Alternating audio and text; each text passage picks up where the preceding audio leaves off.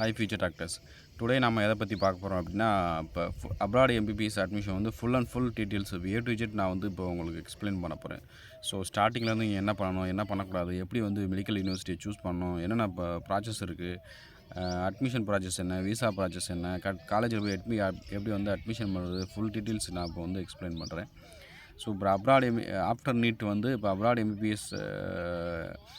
MBBS படிக்க போகிறோம் அப்படின்னு நீங்கள் ஸ்டார்ட் பண்ணிட்டீங்க அப்படின்னா என்னென்ன ப்ராசஸ் பண்ணணும், எப்படி அப்ரோச் பண்ணணும், ஏஜென்ட் அப்ரோச் பண்ணணுமா, இல்லை வேறு ஏதாவது அப்ரோச் பண்ணணுமான்னு சொல்லிட்டு நான் ஃபுல் அண்ட் ஃபுல் இப்போ வந்து நான் இப்போது எக்ஸ்பிளைன் பண்ண போகிறேன்.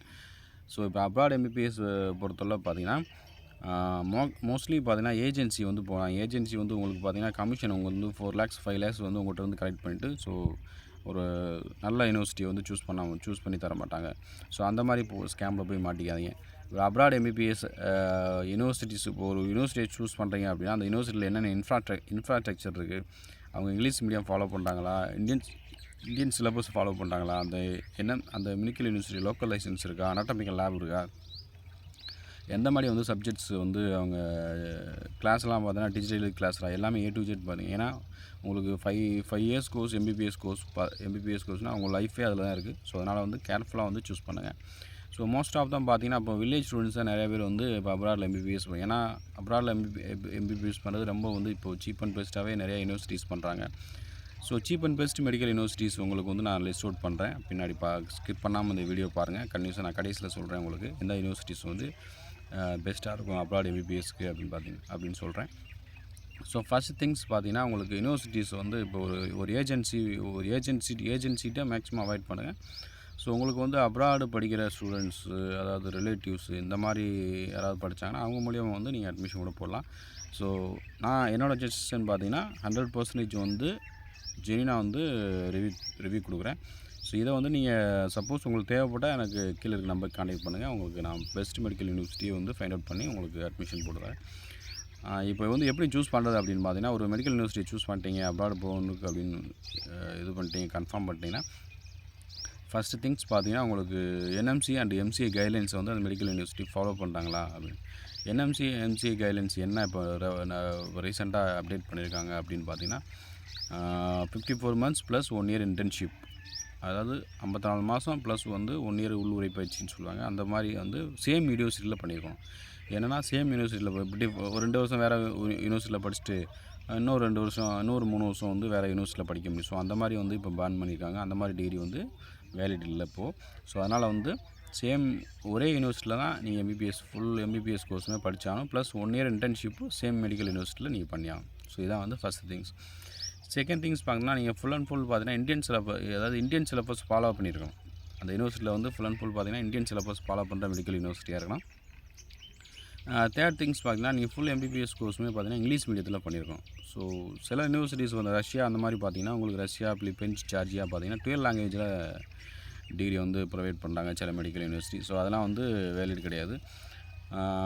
அதாவது சிங்கிள் லாங்குவேஜ் இங்கிலீஷ் மீடியத்தில் மட்டும் தான் நீங்கள் படித்தோம். ஸோ இதெல்லாம் வந்து திங்ஸ் நம்ம மெடிக்கல் யூனிவர்சிட்டி சூஸ் பண்ணுறது இதெல்லாம் வந்து நார்மலாக இருக்கா அப்படின்னு சொல்லிட்டு பார்த்துங்க.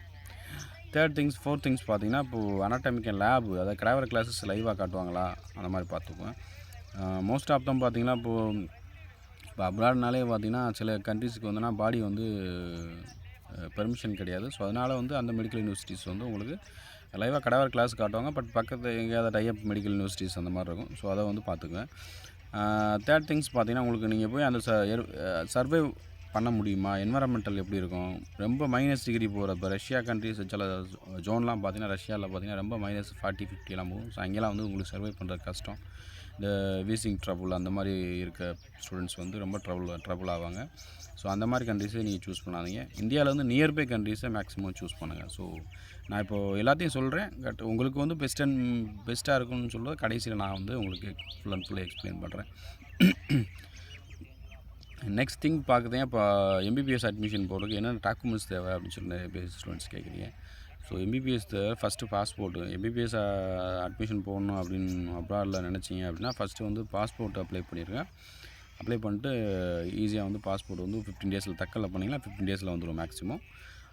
நெக்ஸ்ட் திங்ஸ் பார்த்தீங்கன்னா உங்கள் +2 marks, NEET score card, photo இந்த திங்ஸ் இருந்தாவே வந்து நீங்கள் யூனிவர்சிட்டியிலேருந்து அட்மிஷன் லெட்டர் ஃபஸ்ட்டு வந்து பார்த்தீங்கன்னா அட்மிஷன் லெட்டர் வாங்கிடணும். இந்த 4 திங்ஸ் வச்சு passport, NEET score card +2 mark sheet plus photo இது வந்து இது பண்ணிங்கனாவே சென்ட் பண்ணிங்கன்னா உங்களுக்கு அட்மிஷன் லெட்டர் வந்து யூனிவர்சிட்டிலேருந்து ப்ரொவைட் பண்ணுறாங்க. ஸோ அதுக்கு பிறகு வந்து ஒரு 1 மந்தில் வந்து உங்களுக்கு வீசா வந்துடும். ப்ளஸ் வந்து வீசா டிக்கெட் எல்லாமே வந்து அவங்களே அரேஞ்ச் பண்ணி கொடுத்துருவாங்க. ஸோ மோஸ்ட் ஆஃப் த இப்போ ஏஜென்சி என்ன பண்ணுறாங்கன்னா, இப்போ அட்மிஷன் ப்ராசஸ்க்கு எவ்வளோ சார் இது பண்ணுவீங்க அப்படின்னு சொல்லிட்டு நிறைய பேர் கேட்குறீங்க. அட்மிஷன் ப்ராசஸ்க்கு நார்மலாக பார்த்தீங்கன்னா ஒரு அதாவது 1,00,000 1.5 வரைக்கும் வந்து சார்ஜ் பண்ணலாம். அது வந்து ஓரளவுக்கு ரீசனபிள்.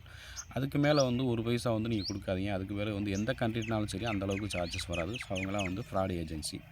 அதுக்கு மேலே வந்து உங்கள்கிட்ட அமௌண்ட் கலெக்ட் பண்ணுறாங்க அப்படின்னு நீங்கள் இது பண்ணீங்க அப்படின்னா உங்களுக்கு வந்து அது ஃப்ராட் ஏஜென்சி. அந்த மாதிரி ஏஜென்சியை நீங்கள் கான்டாக்ட் பண்ணாதீங்க.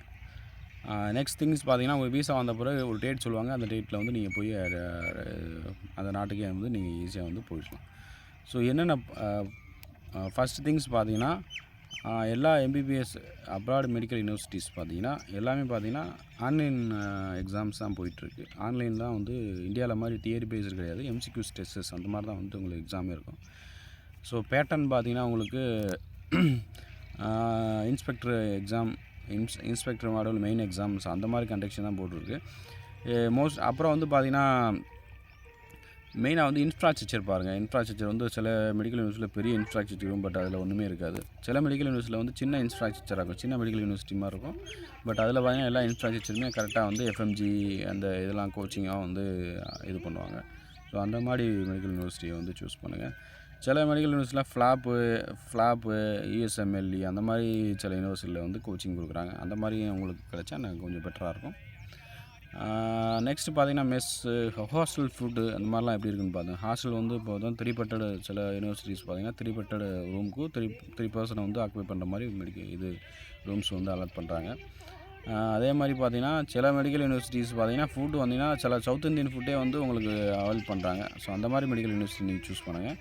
உங்களுக்கு ஃபர்தர் டீட்டெயில்ஸ் தெரியணும், யூனிவர்சிட்டிஸ் பற்றி தெரியணும் அப்படின்னா